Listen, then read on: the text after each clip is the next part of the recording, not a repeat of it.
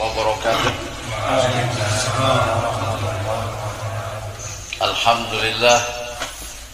Alhamdulillahilladzi arsala rasuluhu bil huda wa dinil haq liyusira 'ala dini likulli walau karihal musyrikun.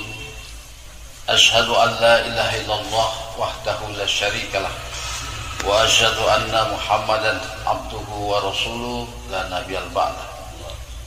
Allahumma sholli ala sayyidina Muhammad wa ala alihi wa sahbihi ajmain, amma ba'd. Qala ta'ala fil kitabil karim, a'udzu billahi minasy syaithanir rajim, bismillahirrahmanirrahim. Inna Allaha wa malaikatahu yusholluna 'alan nabi ya ayyuhalladzina amanu shallu 'alaihi wa sallimu taslima. Allahumma shalli wa sallim wa barik 'alaihi. Shadaqallahul 'azim. Jamaah sekalian, segala puji bagi Allah dan Maha Suci Allah yang telah memperjalankan hambanya pada waktu malam hari dari Masjidil Haram ke Masjidil Aqsa dalam peristiwa yang kita kenal dengan peristiwa Isra dan Mi'raj. Peristiwa yang sangat luar biasa, spektakuler, yang menguji keimanan dari setiap umat Islam. Mudah-mudahan dengan kita selalu mengingat peristiwa yang cukup besar mampu menaikkan keimanan kita dan menambah keimanan kita dan menguatkan keimanan kita. Walaupun kaum kafir, kaum musyrikun, kaum munafikun mereka memperolok-olokkan baginda Muhammad Rasulullah SAW. Semoga keyakinan yang begitu kuat dalam diri kita Allah akan tambahkan selalu dalam diri kita kenikmatan Islam, iman, dan ihsan dalam hal ini. Salam dan salam tentunya kita juga sampaikan kehadirat baginda Muhammad Sallallahu Alaihi Wasallam beserta keluarga dan sahabat. Semoga dengan sholawat yang kita selalu sampaikan setiap saat, insya Allah kita diakhiri oleh baginda Muhammad Rasulullah Sallallahu Alaihi Wasallam dan bersama beliau kelak di yaumil akhir. Amin ya robbal alamin. Selanjutnya jemaah sekalian, mengawali kajian ilmu, mari kita sama-sama dengarkan lantunan ayat suci Al-Quran yang dibawakan oleh Ustaz kita, yaitu Saudara Yusuf. Untuk itu waktu dan tempat dipersilakan. Bismillah. Assalamualaikum warahmatullahi wabarakatuh. Waalaikumsalam. A'udzu billahi minasy syaithanir rajim.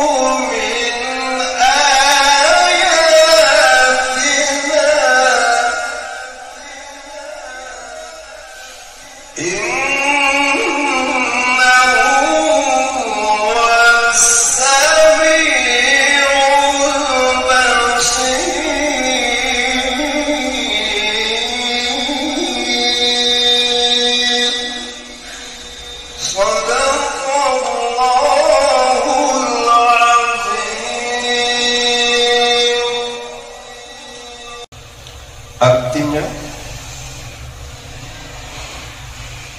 Maha Suci Allah yang telah memperjalankan hambanya pada suatu malam dari Al-Masjidil Haram ke Al-Masjidil Aqsa, yang telah kami berkahi sekelilingnya agar kami perlihatkan kepadanya sebagian dari tanda-tanda kebesaran kami.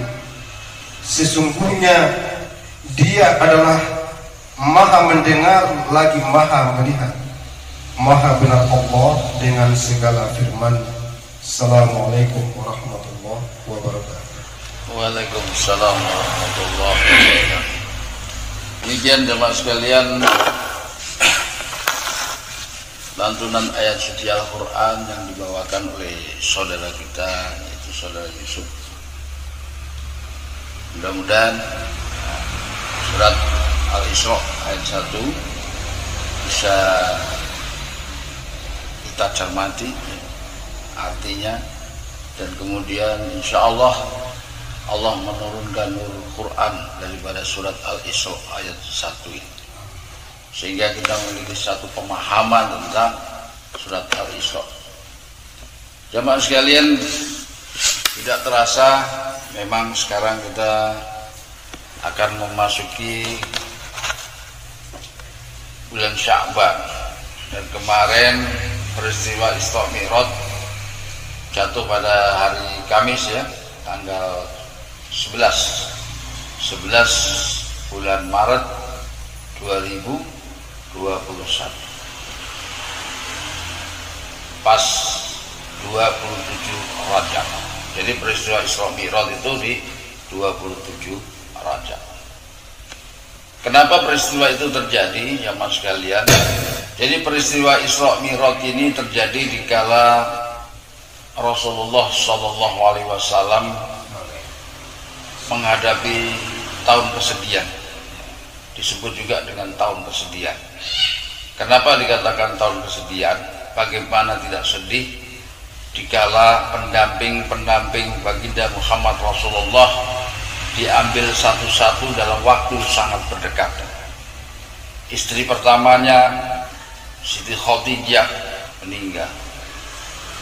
Itu adalah istri yang kemudian mengakui tentang keislaman baginda Muhammad Rasulullah SAW pertama. Yang kedua kemudian kakeknya Abdul Muthalib meninggal dunia, di mana kakeknya ini termasuk tokoh yang dihormati di bangsa kaum Quraisy di Mekah Al-Mukarramah. Dua-duanya meninggal. Jadi satu penyandang dananya baginda Muhammad Rasulullah dalam hal berjihad di jalan Allah, dan yang satu melindungi ya, dari serangan-serangan kaum Quraisy yang jahiliyah saat itu. Luar biasa begitu sedihnya. Dan yang kedua apa? Bahwa kaum Yahudi itu betul-betul menekan dan mengintimidasi baginda Muhammad Rasulullah. Mereka meyakini bahwa seluruh nabi-nabi itu berasal daripada kaum mereka, yaitu Bani Israel. Tidak ada dari kaum yang lain. Sedangkan Rasulullah dari Bani Quraisy. Jadi seluruhnya dari Bani Israel yang bersumber bukan dari Mekah, tapi dari Palestina. Ya. Dari Palestina. Nah, sedangkan Rasulullah ini lahirnya di Mekah, sehingga ini jadi bahan ejekan dari kaum Yahudi. Kamu ngakui menjadi nabi, sedangkan nabi ini semuanya dari Bani Israel dan mereka adalah orang-orang Palestina. Nah, atas ini semualah maka Allah Subhanahu wa taala ya memperkenalkan Rasul dan memperjalankan baginda Muhammad Rasulullah sallallahu alaihi wasallam dari Masjidil Haram ke Masjidil Aqsa. Jadi pertanyaannya, kenapa tidak dari Masjidil Haram langsung ke Sidratul Muntaha, tapi harus melalui ke Baitul Maqdis dulu, yaitu dari Palestina? Karena ini kedepannya pada saat Yahudi akan bertanya kepada Rasulullah SAW tentang nabi-nabi terdahulu, tentang Nabi Musa, tentang Nabi Ibrahim, begitu jelasnya baginda Muhammad Rasulullah menjelaskan semua itu. Kenapa? Karena Rasulullah ketemu dengan Nabi Musa, ketemu dengan Nabi Ibrahim alaihissalam, ketemu dengan Harun, ketemu dengan Yahya, ketemu dengan Isa alaihissalam ya, pada saat peristiwa Mi'rajnya itu. Saudara sekalian, mungkin sekarang dengan zaman teknologi kita bisa memaklumi ya peristiwa yang begitu hanya ditempuh dalam waktu satu malam dengan jarak yang beribu-ribu mil. Bayangkan ya. Zaman itu tidak ada teknologi, jadi wajar kalau mereka tidak meyakini akan peristiwa itu. Secara nalar dengan akal sehat tidak bisa diterima. Makanya Rasulullah dikatakan gila ya. Jadi kaum Yahudi, kaum yang tidak meyakini tentang keimanan, pada saat dia bertanya kepada Abu Bakar, "Hai Abu Bakar, kamu lihat itu nabi kamu itu." Dia menyatakan, dia ceritakan ya bahwa dia melakukan perjalanan dari Masjidil Haram ke Masjidil Aqsa hanya dalam waktu satu malam. Gila itu. Abu Bakar katakan, "Siapa yang katakan? Nabi kamu." Kalau Muhammad Rasulullah yang menyatakan itu sedang, itu benar. Walaupun secara akal tidak benar, tapi saya membenarkan. Sampai Abu Bakar katakan, walaupun ceritanya lebih daripada itu, aku pun tetap membenarkan itu. Sami'na wa ata'na. Itu keyakinan Abu Bakar. Ini sebuah contoh bagi kita ya, meyakini tentang ajaran-ajaran yang dibawa berdasarkan Al-Quran dan Al-Hadis, yang nggak boleh kemudian kita menjadi ragu tentang ajaran itu. Saudara sekalian, mari kita baca kembali firman tadi ya, kemudian kita ilustrasikan kembali. Silakan. Quran surat Al-Isra ayat 1 artinya, Maha suci Allah yang telah memperjalankan hambanya pada suatu malam dari Al-Masjidil Haram ke Al-Masjidil Aqsa. Stop, diulang lagi. Tolong dicermati yang di belakang, jangan sampai tidur ya. Ini peristiwa spektakuler zaman itu dan harus kita yakini sekarang. Silakan. Maha suci Allah ya, yang telah memperjalankan hambanya. Stop. Maha suci Allah yang telah memperjalankan hambanya. Ini suatu pelajaran yang tertinggi, bahwa baginda Muhammad Rasulullah tidak kemauan sendiri dia berjalan dari Masjidil Haram ke Masjidil Aqsa, bukan. Tapi Rasulullah dipanggil oleh Allah sampai ke Sidratul Muntaha itu diperjalankan oleh Allah Subhanahu wa taala. Maka sudah tidak menjadi mustahil apabila perjalanan yang begitu jauhnya. Bayangkan Masjidil Haram ke Palestina, Baitul Maqdis, kalau saudara tahu itu jaraknya cukup jauh. Ada yang tahu berapa kilometer? Pak Guru biasanya baca? Nggak tahu. Sekitar 1.305 km. Bayangkan 1.300, sama dengan dari Jawa Timur mau ke Jawa, dari Bali ke Jawa Barat, kurang lebihnya segitu. Jarak segitu itu ditempuh hanya 1 malam. Sedangkan kendaraan waktu itu apa? Tidak ada mobil, ya, tidak ada pesawat yang kecepatannya yang cukup tinggi. Hanya ada onta, hanya ada keledai. Yang tidak mungkin kecepatan itu bisa sampai 300 km per jam. Ini saudara sekalian, yang peristiwa ini harus diyakini dengan nilai keimanan, tidak dengan akal sehat, harus dengan keyakinan dan keimanan yang cukup tinggi. Andai kata kita hidup pada saat itu, ya, saat itu, apakah kita betul-betul yakin sebagaimana keyakinan para sahabat atau keyakinan kaum Yahudi? Kalau dilihat daripada keimanan yang ada dalam diri kita, yang kemudian kita sering menggunakan akal-akal kita ini, oh nggak masuk akal, ya. Kalau itu yang kita jadikan panutan, itu yang kita jadikan sandaran, bisa jadi kita bisa mengikuti kaum Yahudi yang tidak meyakini akan peristiwa yang spektakuler ini, karena ini adalah menyangkut nilai keimanan. Maka saudara sekalian, pelajaran bagi kita bahwa perjalanan spiritual menuju Allah tidak cukup hanya dengan akal sehat saja, tapi harus diyakini di dalam batinnya kita. Sesuatu yang nggak masuk akal kadang-kala perjalanan ilahiyah tidak demikian.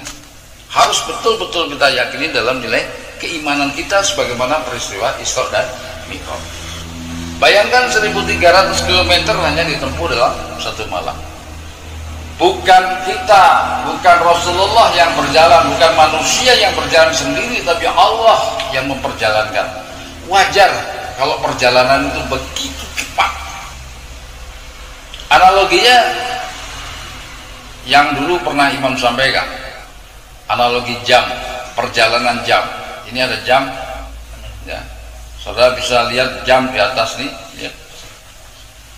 Jam ini kalau dia berjalan sendiri, detik, menit, dan jamnya, dia dari jam 12 siang menuju jam 12 siang lagi membutuhkan waktu berapa? Ya, 24 jam. 24 jam perjalanan, cukup lama. Tapi apabila saudara yang punya jam memperjalankannya, diputar sendiri di belakangnya, ya, Anda putar di belakangnya dari jam 12 untuk menuju jarum panjangnya, jarum pendeknya ke jam 12 lagi, pas. Itu tidak perlu 24 jam. Mungkin 1 menit saudara putar gini sudah sampai jam 12 lagi. Ini kenapa? Karena tuannya yang memperjalankan. Sebagaimana baginda Muhammad Rasulullah yang diperjalankan oleh Allah Subhanahu wa taala. Maka tidak mustahil jarak yang segitu panjang hanya ditempuh dalam waktu 1 malam saja. Ya. Itu perjalanan dari Masjidil Haram ke Masjidil Aqsa. Perjalanan yang ke langit, bayangkan, subhanallah. Anda tahu jarak antara bumi dan bulan, ya, itu 300.000 km. Ya, 300.000 km. Kemudian antara matahari dengan bintang yang terdekat itu berapa jaraknya? Imam membaca ini 40 triliun kilometer. 40 triliun kilometer. Ya, Nabi mau menjalankan dari Baitul Maqdis mau ke langit ke-7 nih ceritanya. Sedangkan matahari, bulan, bumi dan bulan 300.000 kilometer. Bayangkan jaraknya. Matahari ke bintang yang terdekat, bintangnya di galaksi, kita galaksi Bima Sakti, ya. ada galaksi Andromeda, itu masih di langit pertama. Ini kita bicara tentang ma'rifatul alam. Jadi Isra Mi'raj ini bicara tentang ma'rifatul alam. Bintang-bintang itu baru di langit pertama. Ya. Jadi matahari dengan bintang yang terdekat itu jaraknya 40 triliun. Ya. Nah, kalau dengar triliun jun gini enak ya. Jun. Tapi ini bukan duit ini. Ini jarak. Ini jarak. Nah, matahari ke galaksi Andromeda, kalau saudara tahu, itu 21 kali 10 pangkat 19. Jadi nolnya itu ada 19. Bisa hitung duit sampai 0,19. Belum pernah tuh, Pak Ujun? Belum pernah lihat tuh 0 sampai 19. Ya. Kalau juta nolnya berapa? 6. Berarti ngoni so biasa pegang juta. Miliar nolnya 9. Ya tak? Jangan salah, ini duit semua cair ini. Jangan salah-salah ini. Pak Direktur itu senyum ini. Nggak boleh salah, baru ngitung-ngitung ini salah. Nanti kalau duit ada betul, repot. Berapa miliar ya? 9. Triliun berapa? 12 juta. Biasa dia sudah ngitung triliun.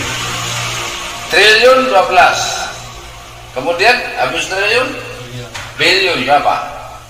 15. Hah? Berapa? 15. Nah, kalau kemudian di atas 15, 19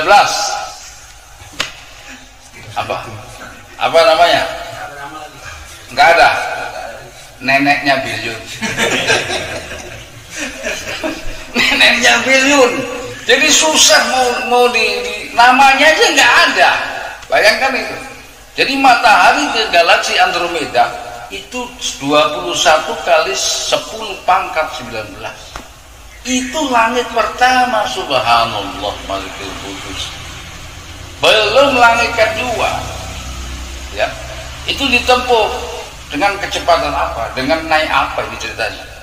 Makanya hadis sahih mengatakan bahwa Rasulullah dikirimkan namanya burak. Ya. Sekali melangkah kecepatan cahaya. Saudara tahu kecepatan cahaya 300.000 km per detik. Per detik. Jadi kalau cahaya bulan sampai ke bumi itu berapa detik? Kalau jaraknya 300.000 km bulan dan bumi, kecepatan cahaya bulan, kecepatan cahaya itu 300.000 km per detik, berarti sinar bulan sampai ke bumi itu butuh waktu 1 detik. Jadi kalau ngoni lihat cahaya bulan itu cahaya yang 1 detik yang lalu, bukan cahaya saat itu. Artinya begitu. Jadi 1 detik yang lalu bulan itu bersinar yang kita dapatkan. Kalau matahari butuh 8 menit untuk sampai ke bumi, karena jaraknya 300 juta kilometer per kilometer.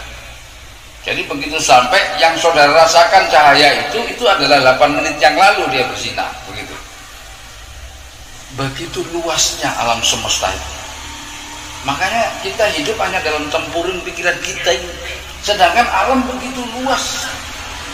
Subhanallah, Allahu Akbar, kebesaran Allah ini.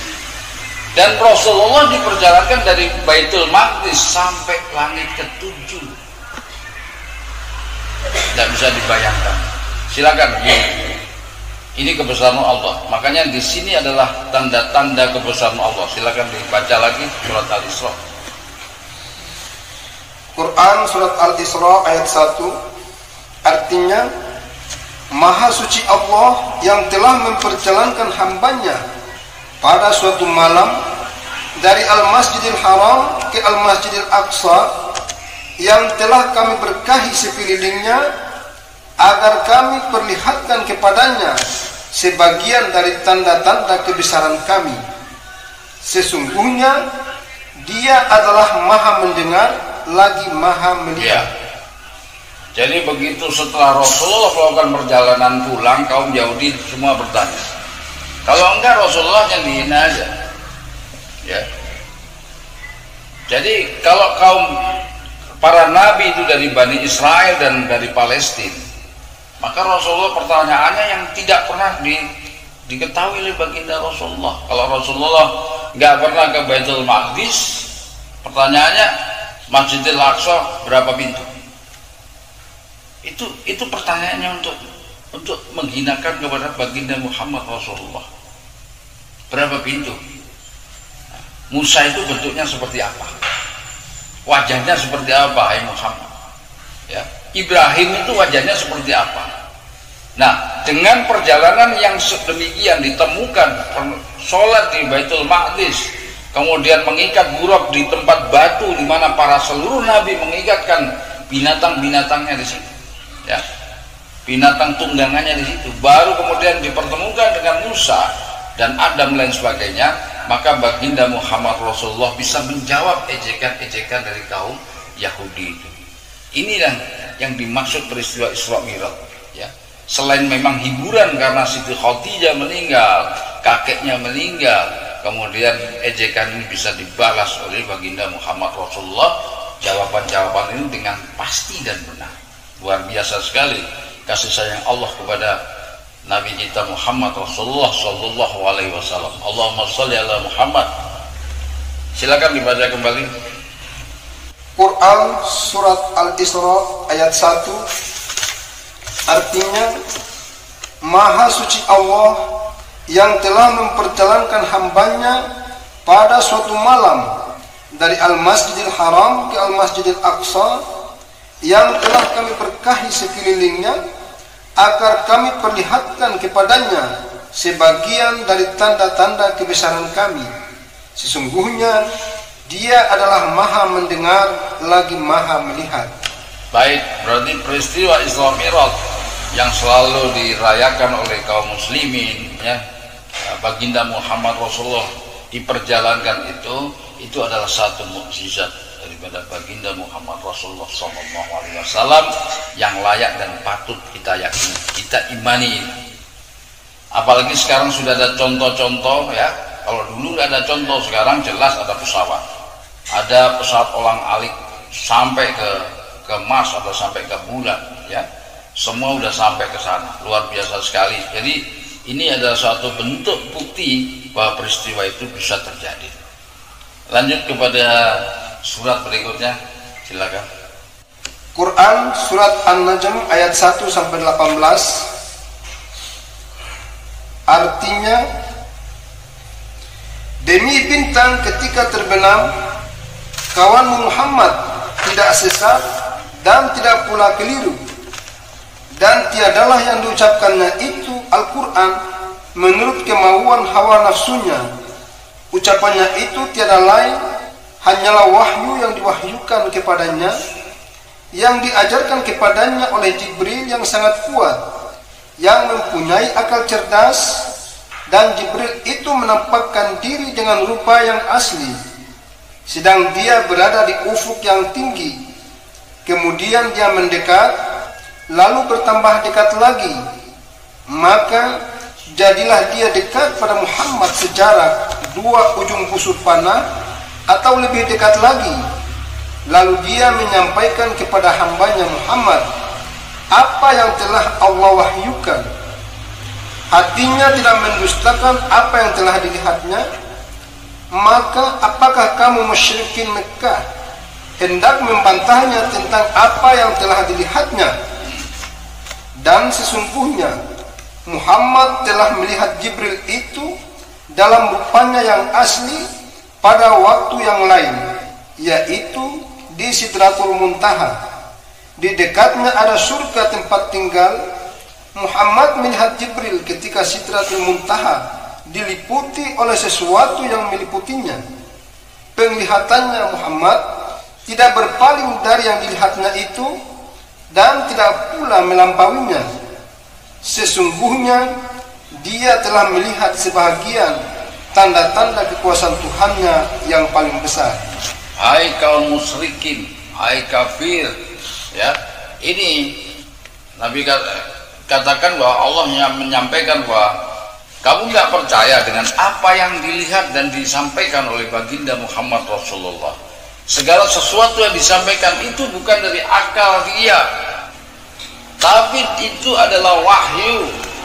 Dan kemudian Rasulullah Muhammad SAW melihat Jibril dalam wujud yang sebenarnya di ufuk, jarak pandang 2/3 dari busur panah.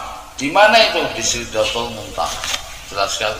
Ini penguat daripada peristiwa Isra Mi'raj tadi. Ya.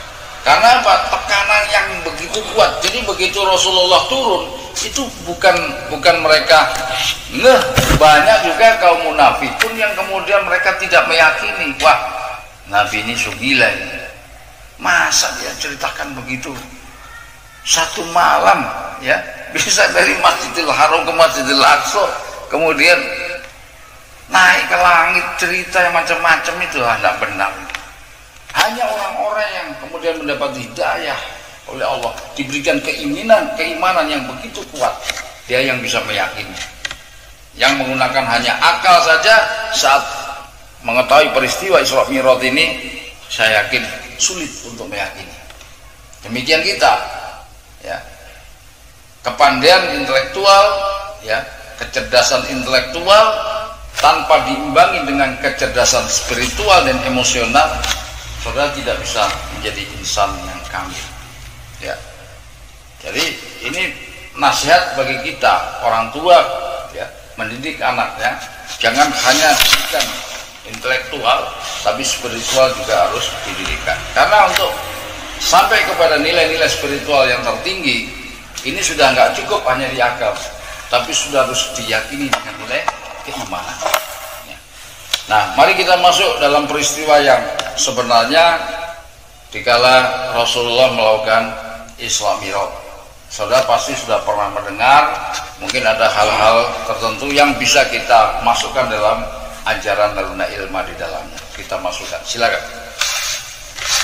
Hadis Sahih Muslim.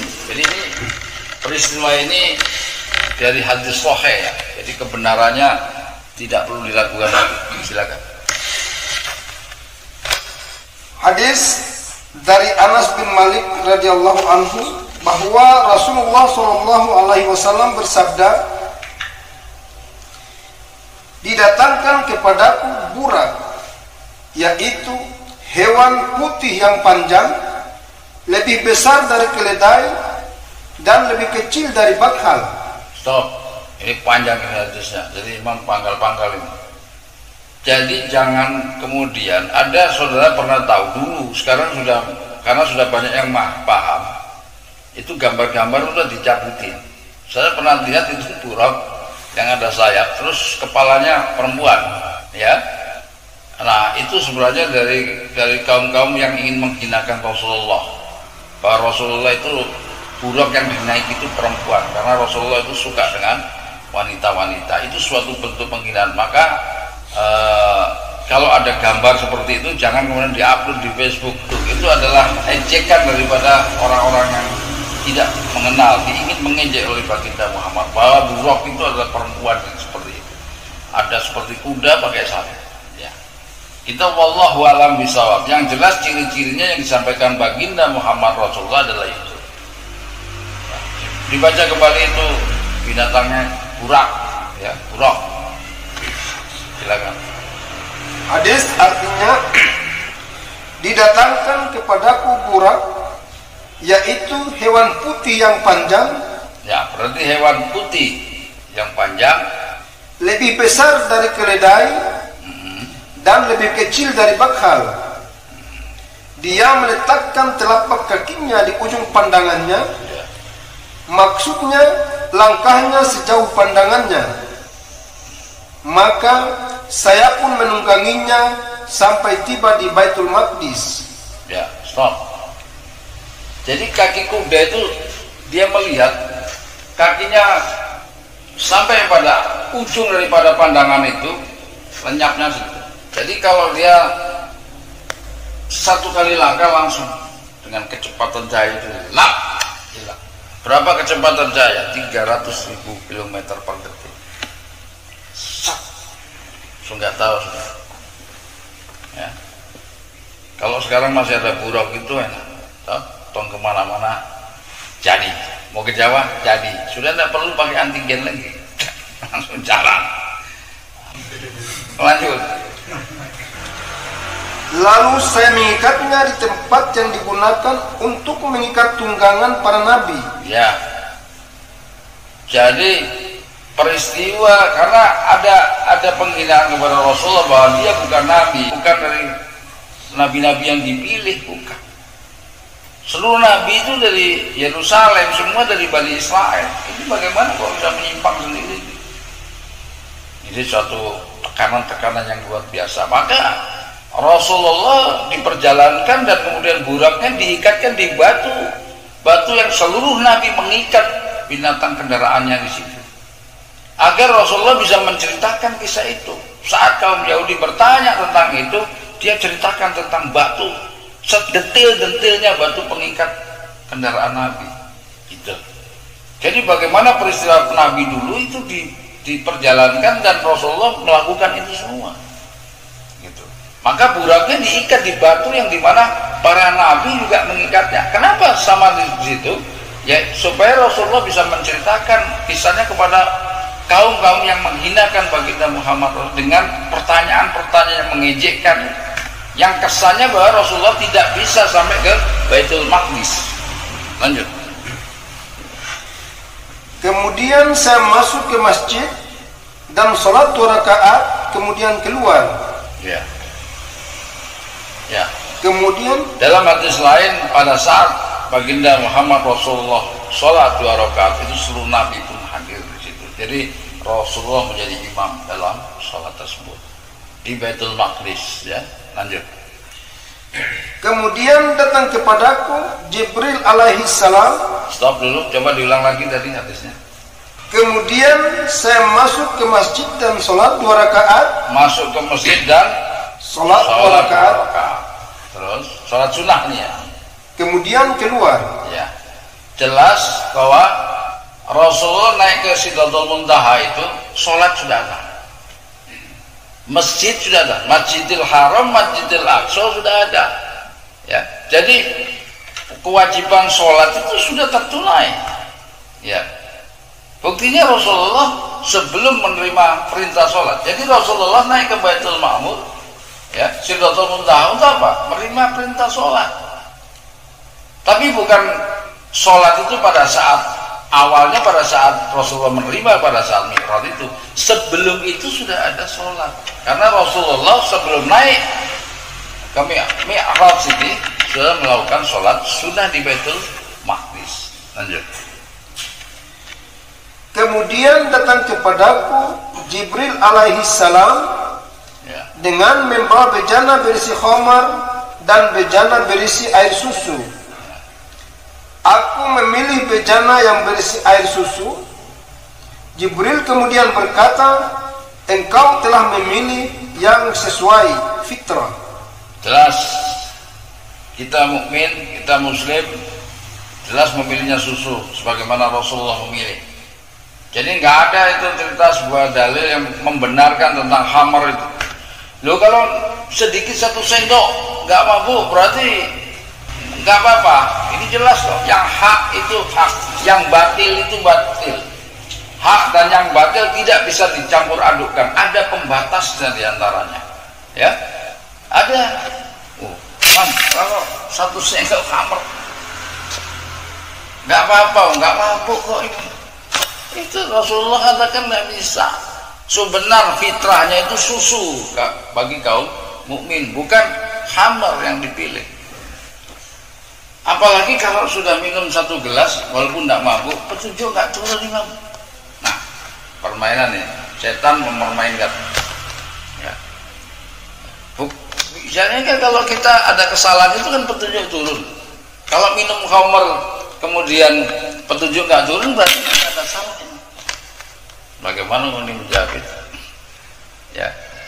Allah tidak akan menurunkan petunjuk kedua kali, di mana Al-Quran sebagai petunjuk Huda yang pertama sudah jelas mengharamkan khamr.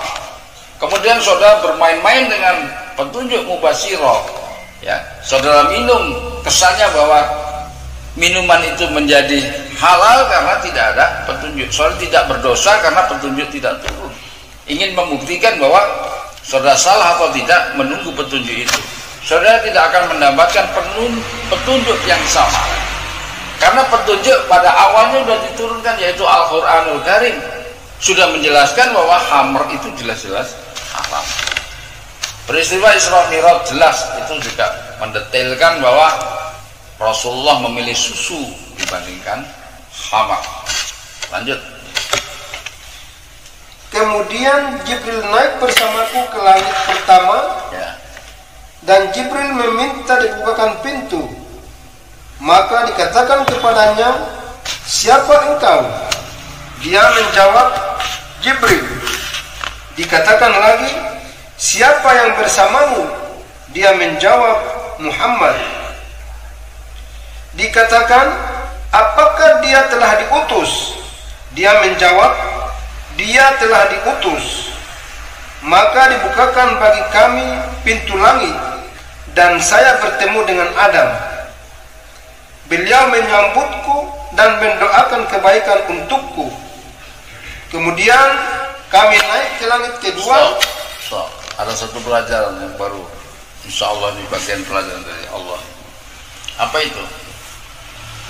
Kalau kalian berzikir, kalian irji ila Rabbi, sampai ke Allah, maka berikan salam-salam kepada para nabi penjaga pintu langit pertama, langit kedua, langit ketiga, langit keempat, langit kelima, langit keenam, langit ketujuh. Karena Jibril dengan Nabi kita Muhammad itu mengetuk pintu. Siapa kamu, Jibril? Dan siapa yang sebelahnya? Muhammad. Apakah dia diutus? Ya, dia diutus. Maka dibukakan pintu. Jadi ini juga imam juga baru tahu, ya. Baru kalau begitu wasilah kepada pintu-pintu langit tadi. Siapakah nabi yang di pintu langit pertama? Adam alaihissalam. Kedua siapa? Dijelaskan Isa alaihissalam dengan Yahya. Baru siapa lagi? Idris alaihissalam. Yusuf alaihissalam. Baru Idris. Ya. Langit berikutnya siapa? Harun. Baru langit ke-6 adalah Musa, dan terakhir adalah Ibrahim. Wasilah penting. Karena bila kita menyampaikan wasilah didengar oleh beliau, terbukalah pintu. Sampai kemana? Sampai kepada ars dan hadiratullah. Sengaja imam langsung sampaikan supaya nggak lupa, ya. Mudah-mudahan kita bisa amalkan, insyaallah. Amin ya rabbal alamin. Dilanjut langit kedua, silakan. Kemudian kami naik ke langit kedua, lalu Jibril alaihissalam meminta dibukakan pintu. Maka dikatakan kepadanya, siapa engkau? Dia menjawab, Jibril. Dikatakan lagi, siapa yang bersamamu? Dia menjawab, Muhammad. Dikatakan, apakah dia telah diutus? Dia menjawab, dia telah diutus. Ya. Lanjut. Maka dibukakan bagi kami pintu langit kedua, dan saya bertemu dengan Nabi Isa bin Maryam dan Yahya bin Zakaria salawatullahi alaihima. Beliau berdua menyambutku dan mendoakan kebaikan untukku. Terus kemudian Jibril naik bersamaku ke langit ketiga. Ya. Dalam hadis ini redaksinya sama semua sampai langit ketujuh. Jadi imam potong saja, ingat waktu. Langit pertama ketemu sama Nabi Allah Adam. Ingat-ingat nanti diwasilai. Ya, kalau saudara naik zikir, ya, khususan hadiatan Nabi Allah Adam alaihissalam. Langit kedua Isa al-Masih dan Yahya. Ya, kasih wasilah kepada beliau. Baru langit ketiga itu Nabi Allah Yusuf alaihissalam, diberikan wasilah kepada beliau. Langit keempat Idris, Nabi Allah Idris alaihissalam. Redaksinya sama, buka pintu gitu. Siapa? Aku Jibril. Siapa? Muhammad. Apakah dia sudah mendapat petunjuk? Ya, terus itu. Terus langit berikutnya 5 siapa? Harun. Nabi Allah Harun. Langit ke-6 adalah Musa alaihissalam. Sekarang ceritakan langit ke-7. Cari langit ke-7. Ibrahim alaihissalam. Silakan dibaca itu. Langsung di-cut saja, langsung ke langit ke-7. Nabiullah Ibrahim alaihissalam. Kemudian Jibril naik bersamaku ke langit ke-7, Ya. dan Jibril meminta dibukakan pintu. Maka dikatakan kepadanya, siapa engkau? Dia menjawab, Jibril. Dikatakan lagi, siapa yang bersamamu? Dia menjawab, Muhammad. Dikatakan, apakah dia telah diutus? Dia menjawab, dia telah diutus. Maka dibukakan bagi kami pintu langit ke-7, dan saya bertemu dengan Ibrahim. Beliau sedang menyandarkan punggungnya ke Baitul Ma'mur. Setiap hari masuk ke Baitul Ma'mur 70.000 malaikat yang tidak kembali lagi. Ya, stop dulu. 70.000 malaikat ini ada Sahih ya. Jadi 70.000 malaikat masuk ke Baitul Ma'mur sudah tidak balik. Artinya apa? Sudah tidak berfungsi lagi, sudah tidak bekerja lagi, sudah tidak keluar lagi itu malaikat. Digantikan lagi baru. Terus begitu, tugasnya gitu, terus begitu dan selanjutnya. Selama alam semesta ini ada dan bergerak, berotasi, dan seluruh malaikat itu menjaga. Karena setiap diri itu dijaga oleh para malaikat, ya. Malaikat. Kemudian orang itu sudah meninggal, malaikat itu sudah ada ini lagi, balik lagi ke sana. Ganti lagi. Jadi setiap diri itu dia ada malaikat. Dia jaga satu. Sudah orang tidak ada, balik tak Baitul Ma'mur ya hilang, tak sudah tugasnya habis, ganti lagi. Jadi keluarnya 70.000 lagi, baru lagi. Mudah bagi Allah menciptakan yang baru dan mematikan yang lama, mudah. Jadi di situ di Baitul Ma'mur itu, dalam pelajaran Ma'rifatul Alam itu adalah sebuah masjid berwarna kuning ya, Baitul Ma'mur ya, yang mengambang itu. Kalau saudara belum sampai pada titik situ Baitul Ma'mur, saudara mohon kepada Allah, ya Allah, tunjukkan kepada hamba ini, perjalankanlah hamba ini, mi'rajkan hamba ini sampai ke Baitul Ma'mur. Hamba ini melihat dan ingin sholat di dalamnya, ya Allah. Itu luar biasa. Kisah lain dalam manaqib Syekh Abdul Qadir Al-Jalani, Syekh Abdul Qadir kalau sholat itu sampai ke Baitul Ma'mur, dia imamin sana. Wallahu alam bisawab. Apakah ruh saja atau jasad saja, itu hanya Allah yang memahami. Silakan dilanjut. Kemudian Ibrahim pergi bersamaku ke Sidratul Muntaha. Ya. Dari Baitul Ma'mur naik lagi ke mana? Sidratul Muntaha. Ya. Lanjut. Ternyata daun-daunnya seperti telinga-telinga gajah dan buahnya seperti tempayan besar. Tatkala dia diliputi oleh perintah Allah, dia pun berubah sehingga tidak ada seorang pun dari makhluk Allah yang sanggup menggambarkan keindahannya. Ya, pohon Sidratul Muntaha ini kalau digambarkan di surat An-Nur ayat 35, dia tidak di timur sesuatu dan tidak di barat sesuatu. Artinya apa? Dia sudah tidak terkena mata angin, sudah tidak bisa dilihat mata angin. Mata angin utara, selatan, timur, barat itu karena rotasi bumi dan matahari. Sehingga mana timur? Ya terbitnya matahari. Mana yang barat? Tenggelamnya matahari. Ya, kalau gitu selatan utaranya ya sebelah sana sama-sama ada mata angin. Nah, kalau pohon itu masih bisa ada bayangan seperti itu, berarti masih ada di bumi. Tapi pohon Sidratul Muntaha ini di surat An-Nur ayat 35, sesungguhnya ada sebuah pohon yang tidak di timur dan barat sesuatu, yang minyaknya saja mampu menerangi alam semesta itu. Apa itu pohon Sidratul Muntaha? Ini di dalam Ma'rifatul Alam dijelaskan ya. Kalau ada jamaah yang belum mendengarkan itu, silakan dibuka Ma'rifatul Alamnya. Ada gambarnya di mana itu letak pohon Sidratul Muntaha ini. Di surat An-Nur ayat 35 itu menjadi dasar penjelasan firman Allah ya, jelas sekali. Dilanjut silakan. Lalu Allah mewahyukan kepadaku apa yang dia wahyukan. Allah mewajibkan kepadaku 50 salat sehari semalam. Kemudian saya turun menemui Musa alaihi salam. Lalu dia bertanya, apa yang diwajibkan Tuhanmu atas umatmu? Saya menjawab, 50 salat. Ya, stop. Nabi Allah Musa di langit berapa? Ya? 6. Berarti melalui Ibrahim. Ya. Jadi turun dari Sidratul Muntaha, turun kemana? Ke Musa. Dia mau bawa itu perintahnya itu.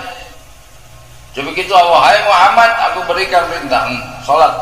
Sampaikan kepada umatmu sholat 50 kali. 50 kali dalam satu hari. Baik ya Allah, baik.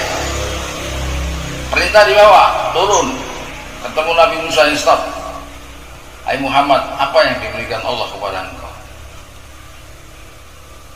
Ini juga suatu pelajaran. Pelajaran yang disampaikan juga guru kita, Imam Mawar. Seseorang yang mengakui bisa berjumpa dengan Allah, jangan tanyakan perjumpaannya, tapi tanyakan apa yang dibawa dari Allah pada diri kamu, apa yang diperintahkan, apa yang diamanahkan kepada kamu. Karena banyak aja orang bisa mengaku ketemu Allah, ketemu, ya, sampai kepada pendekatan yang sebenarnya, cuman ketemu tidak ada perintah apa-apa. Itu, jadi pesannya adalah sebagaimana Rasulullah menerima perintah sholat 50 kali. Musa katakan nggak mampu. Seandainya waktu itu Musa nggak ada, kok turun, ya, turun 4 orang, mampu nggak ada? Tok, mampu nggak tok? Ada 5 saja lubang, 5 saja sudah mampu, apalagi 50 kali. 50 kali bukan sedikit itu, banyak sekali. Ya. Nah, terus lanjut, Rasulullah balik lagi, dibaca lagi, silakan. Dia berkata, kembalilah kepada Tuhanmu dan mintalah keringanan, karena sesungguhnya umatmu tidak akan mampu mengerjakannya. Musa saja sudah bisa prediksi umatnya Nabi tidak mampu. Berat 50 kali, ya? Berat. Balik, hai Muhammad, balik, minta lebih ringan lagi. Terus lanjut. Sesungguhnya saya telah menguji dan mencoba Bani Israel.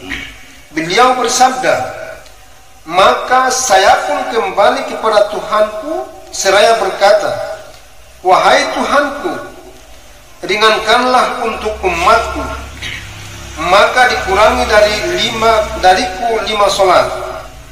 Dari 50 dikurangi 5, jadi ada 45. Ya, terus. Kemudian saya kembali kepada Musa dan berkata, Allah mengurangi untukku 5 salat. 5 salat, kurangi 5 saja. Jadi 50 dikurangi 5, jadi ada 45. Tetap masih berat. Ya, terus. Dia berkata, sesungguhnya umatmu tidak akan mampu mengerjakannya. Nggak mampu. Untung ada Musa, nggak ada yang ngonis 50 kali gitu. Lanjut. Maka kembalilah kepada Tuhanmu dan mintalah keringanan. Ya, terus. Maka terus menerus saya pulang balik antara Tuhanku Tabaraka wa Ta'ala, ya, dan Musa alaihi salam, sampai pada akhirnya Allah berfirman, wahai Muhammad, sesungguhnya ini adalah 5 salat sehari semalam. Ya. Setiap salat pahalanya 10, maka semuanya 50 salat. Barang siapa yang meniatkan kejelekan lalu dia tidak mengerjakannya, maka tidak ditulis dosa baginya sedikit pun. Jika dia mengerjakannya, maka ditulis baginya 1 kejelekan. Kemudian saya turun sampai saya bertemu dengan Musa alaihi salam. Ketemu Musa lagi. Ya, lanjut. Seraya aku menceritakan hal ini kepadanya. Ya. Dia berkata, kembalilah kepada Tuhanmu dan mintalah keringanan. Maka saya pun berkata, sungguh saya telah kembali kepada Tuhanku sampai saya pun malu kepadanya. Rasul aja malu. Musa ini memang bikin Rasul bolak-balik. Berapa kali balik? Dikasih 5, kurangi 5, berapa kali balik? Tinggal 5 pun Musa bilang, taramandu mana bema. Predisinya Musa betul, ya. Balik. Kalau Rasulullah balik, mungkin Allah kasih sudah 1 rakaat sudah selesai. Ngoni pasti senang ngoni itu 1 rakaat ini, ya. Allahu Akbar, Allahu Akbar. Assalamualaikum, Assalamualaikum, amin, selesai. 1 hari 1 rakaat. Senang nggak?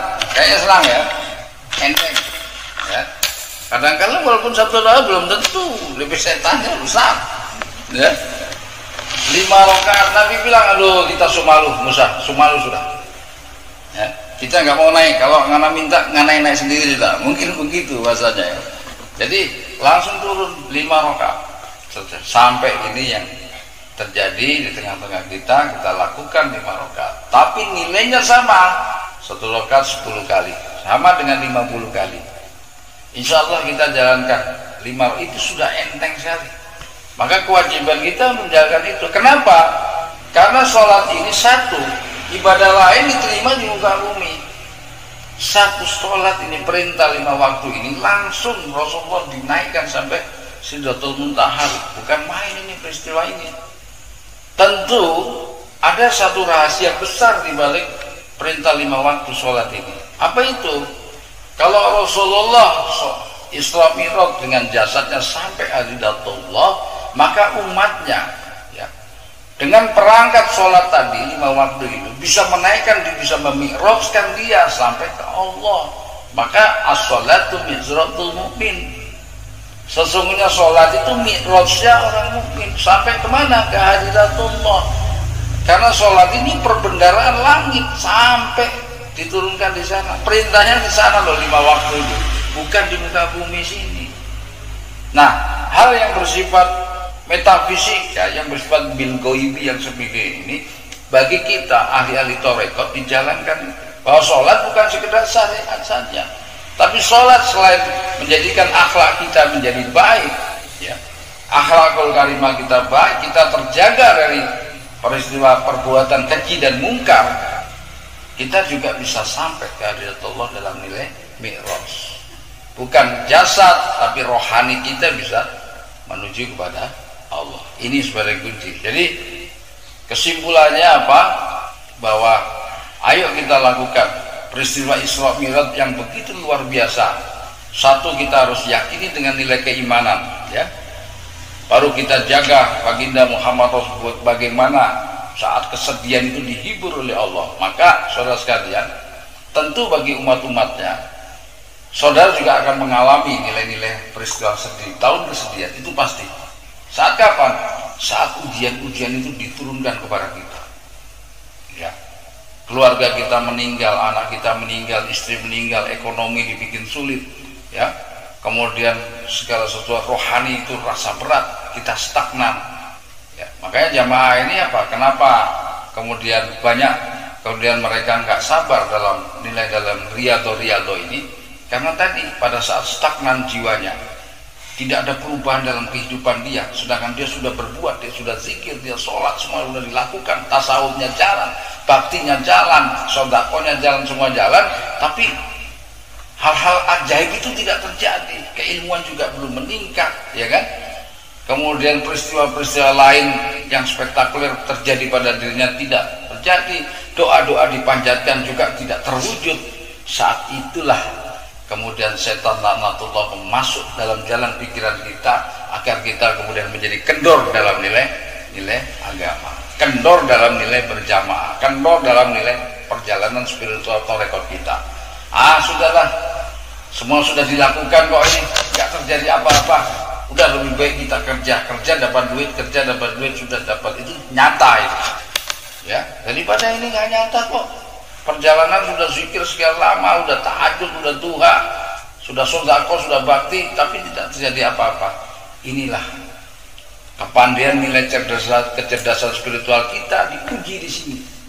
Mana apakah kita mengikuti akal pikiran kita yang telah divisu-visu turinas oleh syaitan laknatullah, atau kita tetap kokoh istiqomah dalam kedekatan diri kepada Allah. Kita tahan itu. Ujian yang sementara ini kita tahan. Karena Allah sendiri mengatakan dalam hadis qudsi, hai dunia, jangan engkau memperindah diri kamu kepada kaumku, kepada orang-orang beriman, kepada wali-waliku. Jangan sampai mereka terkesima dengan engkau dunia. Jangan engkau mempersolek diri kamu. Biarkanlah mereka tetap wajahnya, hatinya hanya menghadap kepadaku, bukan kepada dunia lagi. Makanya ada sebuah hadis katakan bahwa dunia ini adalah penjara bagi kaum mukmin, surga bagi orang kafir. Kenapa demikian? Karena banyak ujian-ujian yang ditempahkan pada diri. Semoga peristiwa Isra Mi'raj yang terjadi pada 27 Rajab pas jatuh hari Kamis kemarin, kita bisa mengambil hikmah ketambahan dengan hadis tadi ya, di Sahih, bahwa seluruh perjalanan yang dijalankan yang tidak masuk akal ya, menurut akal sehat kita, tapi menjadi nyata apabila Allah yang memperjalankan diri kita. Terjadi kepada baginda Muhammad Rasulullah, juga bisa jadi terjadi kepada diri kita. Bila kita diperjalankan, dimudahkan oleh Allah segala urusan kita. Sesuatu yang tidak mustahil bisa terjadi bila Allah menghendaki dengan kun fayakunnya. Allah katakan jadi, maka jadilah iya. Insya Allah, maka jangan menutup kemungkinan dari segala sesuatu. Kita pasrahkan diri kita kepada Allah, dan semua ini bisa terjadi bila Allah berkehendak. Semoga bermanfaat majelis pada malam hari ini, menambah kasanah dalam jiwa kita, keilmuan kita. Allah turunkan barokah pada diri kita semua, barokah dari majelis ilmu.